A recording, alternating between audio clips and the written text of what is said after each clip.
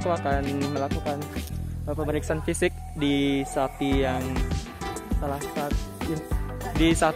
dimiliki oleh salah satu peternak. Tepatnya ini kita sedang berada di Kecamatan Kalipuro, Kabupaten Banyuwangi. Nah, nanti untuk sambil pemeriksaan fisik itu saya akan dibantu oleh teman saya untuk pengambilan videonya. Oke, yuk kita langsung aja ke kandang ternak sapinya dan kita akan lakukan pemeriksaan fisik. Ini saya sengaja pakai masker mengingat keadaan saat ini kan memang di tengah pandemi coronavirus. Jadi ini saya menggunakan masker taat protokol kesehatan. Khawatirnya kan saya juga carrier atau dari mana kan saya juga kurang tahu. Tapi sebaiknya kita melindungi orang lain juga. Makanya kita perlu pakai masker. Oke, ini salah satu sapi apa namanya? Limousin enggak? Simental. Ini sapi simental. Oke, nih lihat. Kalau sapi simental itu, kalau kalian perhatikan itu tidak ada warna putih di kakinya. Nah, cuman ada sedikit corak di bagian kepalanya. Oke, langsung aja kita akan mulai pemeriksaan fisiknya.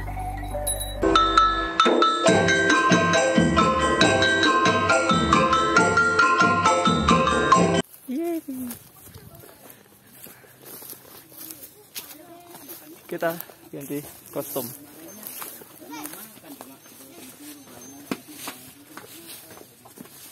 Itu dokter akan melakukan palpasi rektal.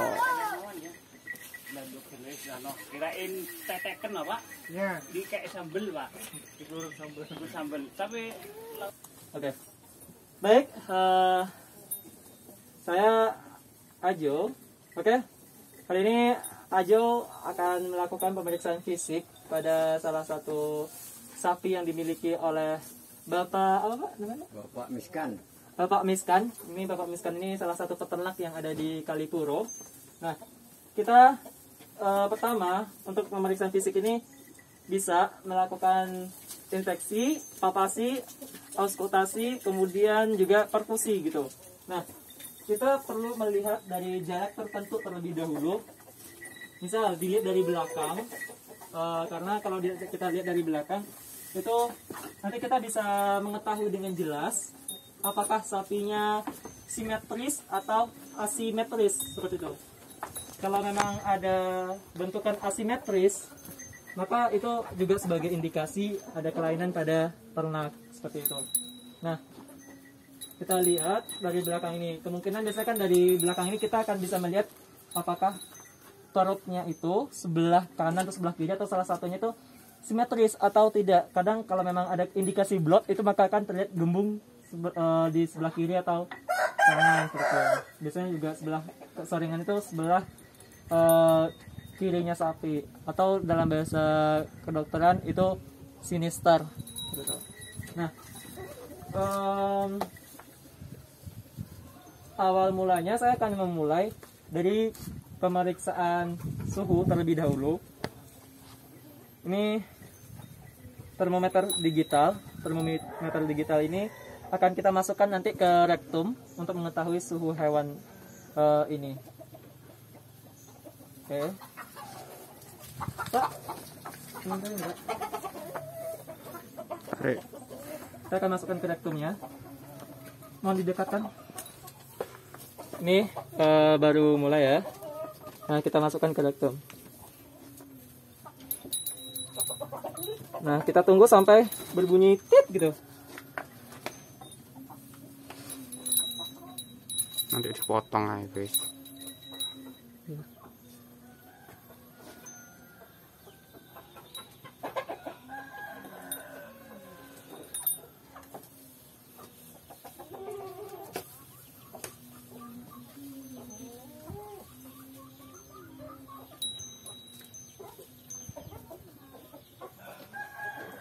Agak lama sekali tadi.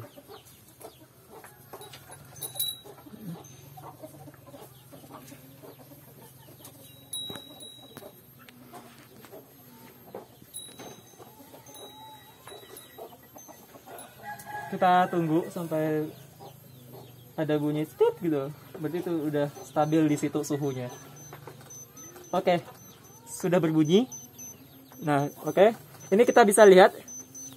Ini 38,2 derajat Celcius. Nah, dari ternak sapi ini temperaturnya normal.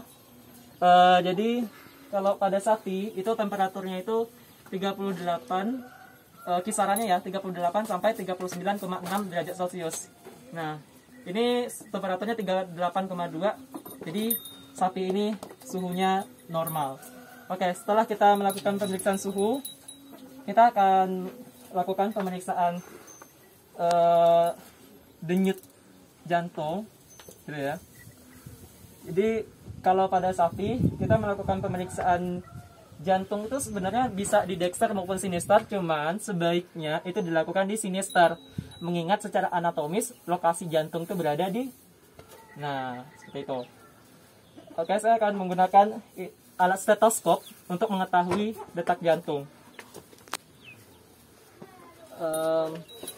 Pinjam termometer apa? Yuk. Oke, kita akan.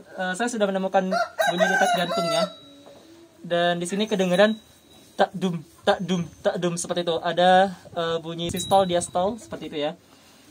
Kita akan menggunakan waktu 15 detik saja, lalu nanti kita akan kalikan 4 untuk menghitung detak jantung dalam 1 menit. Oke, kita mulai ya.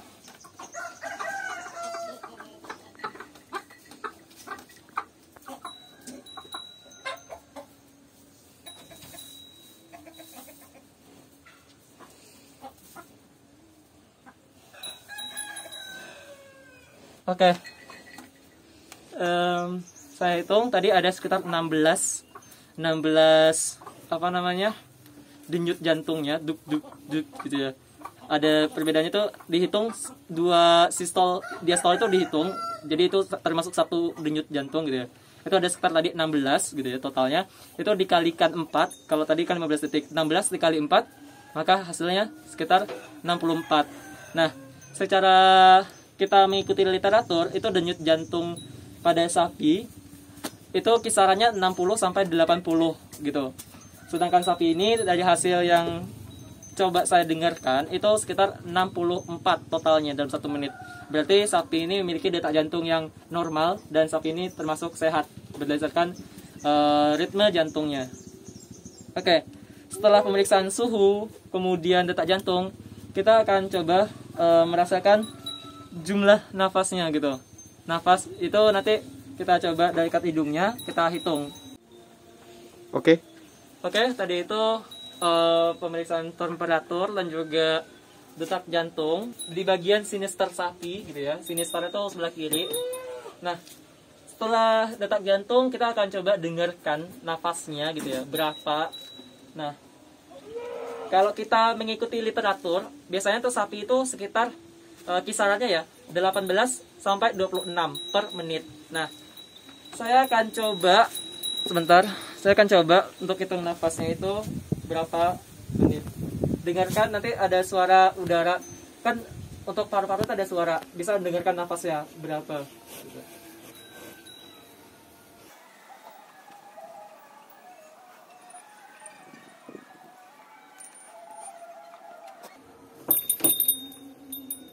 Oke, kita mulai ya.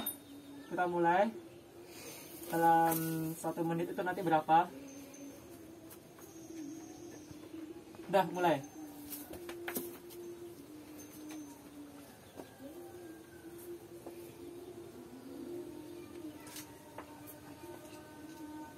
Setelah tadi dicoba dengarkan pernafasannya, ini sapinya dalam 15 detik itu terdengar nafasnya itu sekitar 6 dalam 15 detik. Kalau dikalikan 4, maka dalam 1 menit itu hasilnya 24 kali ada terdengar bunyi nafasannya. Seperti itu, ada bunyi gitu ya untuk pernafasannya. Jadi kalau 24 ini bisa dikategorikan normal pernafasannya karena dalam literatur 18 sampai 26 secara normalnya. Nah, ini 24. mungkin sapinya ini karena kita sedang mendekatinya sehingga dia terkesan gerak sana sini sehingga aktivitasnya juga cukup meningkat jadinya gitu ya, sehingga nafasnya pun juga naik. Nah, itu untuk nafas sudah, temperatur dan juga pemeriksaan detak jantung. Sekarang kita akan mencoba sebelah Dexter ini sudah selesai. Nanti kita akan coba melakukan palpasi untuk pemeriksaan limfoglandula, limfonodus yang ada pada sapi. Namun dari indikator tadi dengan suhu normal, nafas normal dan juga detak jantung normal mengindikasikan sapinya sehat. Tidak ada indikasi kelainan. Itu berdasarkan fisiologis yang kita coba lakukan auskultasi dan juga pengamatan temperatur gitu. Nah, sekarang setelah tadi pemeriksaan dari belakang melihat simetris atau asimetrisnya, sapinya kelihatan tidak ada masalah. Kalau dari belakang simetris dan asimetrisnya bentukannya kelihatan sapinya itu simetris gitu ya, tidak ada kelainan. Tampak belakang seperti ini, tidak ada.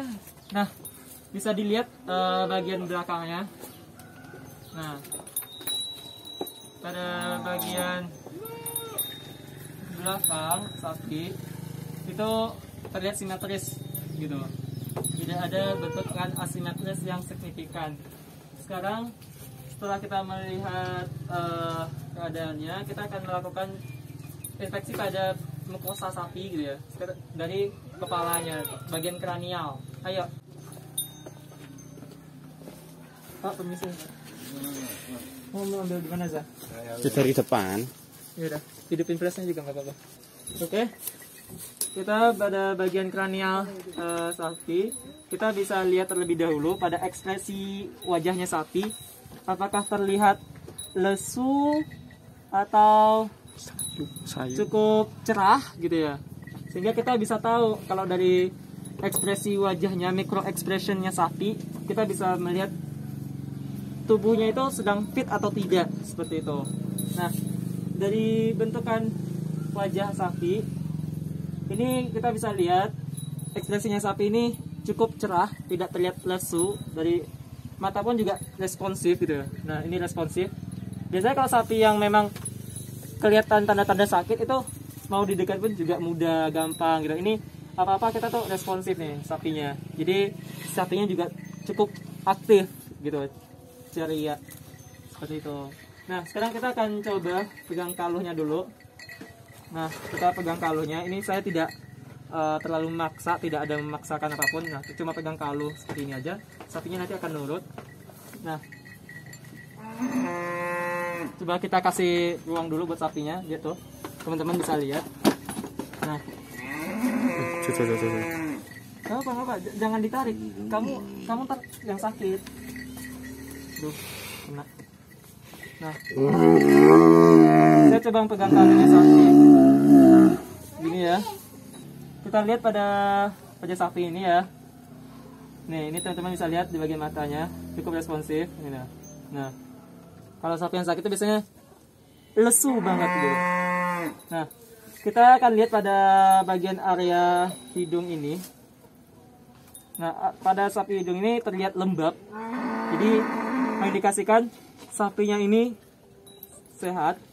Kalau yang sakit bagaimana? Biasanya pada bagian hidung ini akan keluar banyak cairan gitu ya, discharge. Nah, itu banyak banget yang keluar, atau kadang kalau kering banget itu juga sebuah kelainan. Nah, ini terlihat lembab, ini sapinya sehat. Coba didekatkan kameranya. Nah, ini coba dilihat. Ini ciri-ciri sapi yang sehat juga. Kemudian kita lihat pada area mulutnya sapi gusi, gitu ya. Buka mulutnya, Pi. Nah,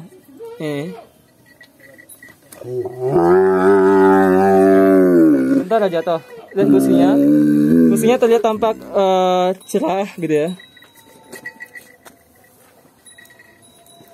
Nah, ini terlihat tampak cerah. Warnanya, lihat ya. Agak keping-pingan gitu. Kalau sapi yang sakit itu biasanya ada terlihat warnanya jadi hitam, terjadi nekrosis, atau warnanya terlalu pucat gitu. Nah, itu salah satu indikasi sapi yang sakit. Cuman di sini teman-teman bisa lihat gusinya itu cerah. Nah, ini. Nah, kemudian kita bisa lakukan pemeriksaan juga apakah ada kelainan pada mulutnya atau tidak. Kita bisa raba seperti itu. Tapi hati-hati jangan sampai jari teman-teman putus. Nah, ini salah satu melakukan pemeriksaan fisik pada sapi. Setelah itu dilihat pada bagian mukosa mata. Pada mukosa mata, apakah matanya terlalu kering atau terlalu basah, banyak keleleran atau gimana, atau terlihat normal gitu. Nah, ini pada mata sapi, ini matanya cukup responsif. Kemudian terlihat pada matanya ini tidak terlalu banyak cairan ataupun kering seperti itu. Kemudian pada bagian mukosa mata itu warnanya pun warna putihnya ini ya, ini tidak ada mengindikasikan kemerahan atau radang seperti itu. Nah, kemudian selain itu kita bisa lihat pada bagian telinga, kita bisa raba seperti ini. Apakah ada suatu pembengkakan dan lain-lain. Nah, ini pada sapi telinganya pun juga normal, sehat seperti itu. Tidak ada pembengkakan, tidak ada parasit di telinganya. Dan ini kita raba pun tidak ada semacam gejala kelainan gitu. Nah, ini sapinya secara umum sehat. Setelah itu kita akan lakukan palpasi untuk memeriksa limfoglandula dan limfonodusnya sapi. Untuk kita coba mulai dari ekstremitas, mulai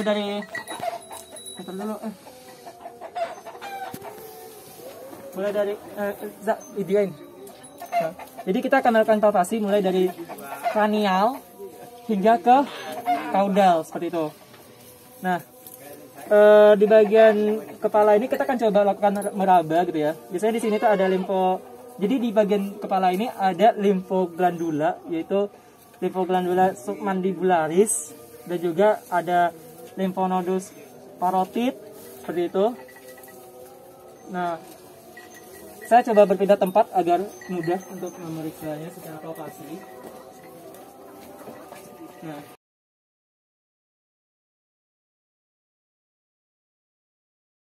oke, ini kita akan melakukan pemeriksaan limfoglandula sama limfonodusnya. Apakah ada pembengkakan atau tidak? Mulai dari kranial sampai ke kaudal. Pindah juga Zah.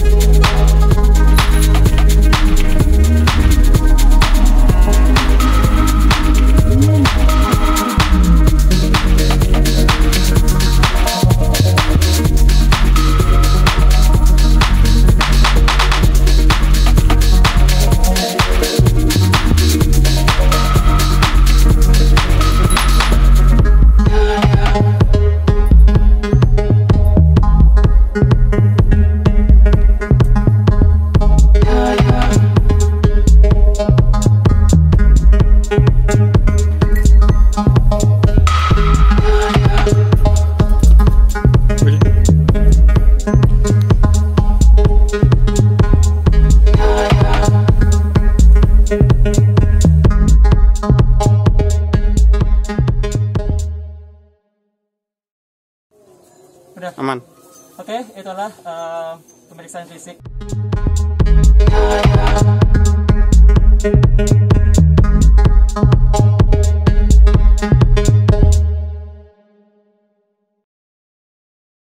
Halo. Gaya dong, pose gitu. Jahil kamu. Gak boleh gitu. Cermin dulu. Iya. Cermin. Bisa selfie dong. Kayak manusia modern. Mantap. Foto. Gitu dong. Mantap.